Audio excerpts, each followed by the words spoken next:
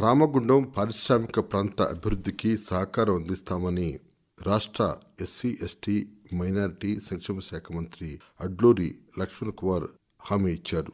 రాష్ట్ర మంత్రిగా ప్రమాణ స్వీకారం చేశాక తొలిసారి తన స్వస్థలం గోదావరి కనికి వచ్చిన సందర్భంగా రామగుండం ఎమ్మెల్యే ఎంఎస్ రాజ్ ఠాకూర్ ఆధ్వర్యంలో కాంగ్రెస్ శ్రేణులు ఆయనకు ఘనంగా స్వాగతం పలికారు.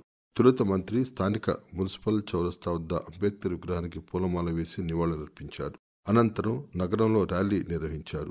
పారిశ్రామిక ప్రాంత బిడ్డగా నగరం అభివృద్ధి లక్ష్యంగా పనిచేస్తానని హామీ ఇచ్చారు. మౌలిక వసతుల కల్పన, యువతకు ఉపాధి అవకాశాలు మెరుగుపరచడం, విద్య, వైద్య రంగంలో ప్రత్యేక ప్రణాళికతో ముందుకు సాగుతామని చెప్పారు. జిల్లాలోని వివిధ కోర్టుల్లో నిర్వహించిన లోక్ అదాలత్లో మొత్తం 5,263 కేసులు పరిష్కారమయ్యాయి. రాజీ మార్గంలో వీటిని పరిష్కరించినట్లు కోర్టు అధికారులు తెలిపారు. ఇందులో సివిల్ కేసులు 19 కాగా మిగిలినవి check bounce, drunk and drive, motor వాహన చట్టం, ఈ-పెట్టి, డిజాస్టర్ మేనేజ్మెంట్ శాఖల కేసులు ఉన్నట్లు కోర్టు అధికారులు వివరించారు. రైస్ మిల్లులు, ఇటుక బట్టీల్లో ఆకస్మిక తనిఖీలు చేసి బాల కార్మికులు ఉంటే యాజమాన్యాలపై కఠిన చర్యలు తీసుకుంటామని మున్సిఫ్ కోర్టు జడ్జి గణేష్ హెచ్చరించారు. బడి ఈడు పిల్లలను పాఠశాలలో చేర్పించాలని సూచించారు. బాల కార్మికులను గుర్తించేందుకు పోలీసు, చైల్డ్ వెల్ఫేర్ అధికారులతో కలిసి పరిశ్రమల్లో తనిఖీలు చేయనున్నట్లు జడ్జి తెలిపారు.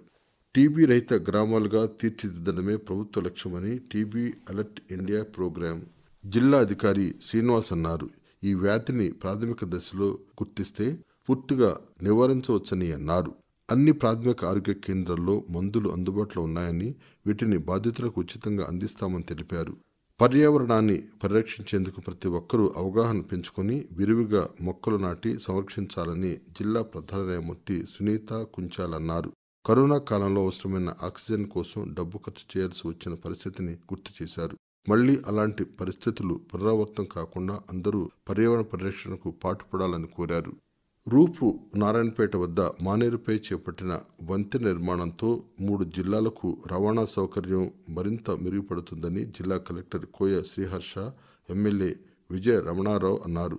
80 కోట్ల రూపాయల వ్యయంతో మానేరుపై చేపట్టిన వంతెన నిర్మాణానికి వారు శంకుస్థాపన చేశారు. వంతెనకు ఇరువైపులా అప్రోచ్ రోడ్ల నిర్మాణానికి అదనంగా 7 కోట్ల రూపాయలు మంజూరు చేస్తామని తెలిపారు.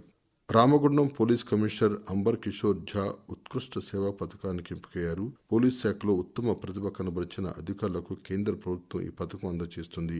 2009 ఐపీఎస్ బ్యాచ్కి చెందిన అంబర్ కిషోర్ ఝా వివిధ హోదాల్లో సుదీర్ఘకాలం పాటు వృత్తి నైపుణ్యంతో విధులు నిర్వర్తించినందుకు ఈ పథకానికి ఎంపికయ్యారు. ఈ సందర్భంగా పలువురు పోలీసు అధికారులు ఆయనను అభినందించారు.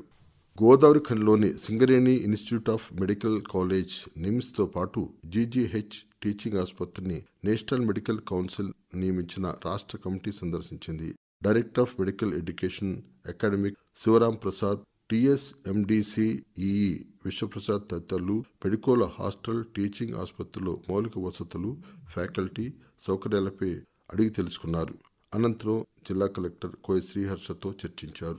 జిల్లా కలెక్టర్ మాట్లాడుతూ మెడికల్ కాలేజీతో పాటు జీజీహెచ్ టీచింగ్ ఆసుపత్రిలో మౌలిక వసతుల కల్పన, ఫ్యాకల్టీ వివరాలపై రాష్ట్ర ప్రభుత్వం నివేదిక తయారు చేయడానికి ప్రత్యేక కమిటీని రూపొందించిందని వివరించారు. జర్నలిస్టుల సమస్యలు పరిష్కరిస్తామని పెద్దపల్లి ఎమ్మెల్యే చింతకుంట విజయ రమణారావు హామీ ఇచ్చారు. జర్నలిస్టులకు ఇళ్ల స్థలాలు ఇప్పించేలా చర్యలు తీసుకుంటామని తెలిపారు.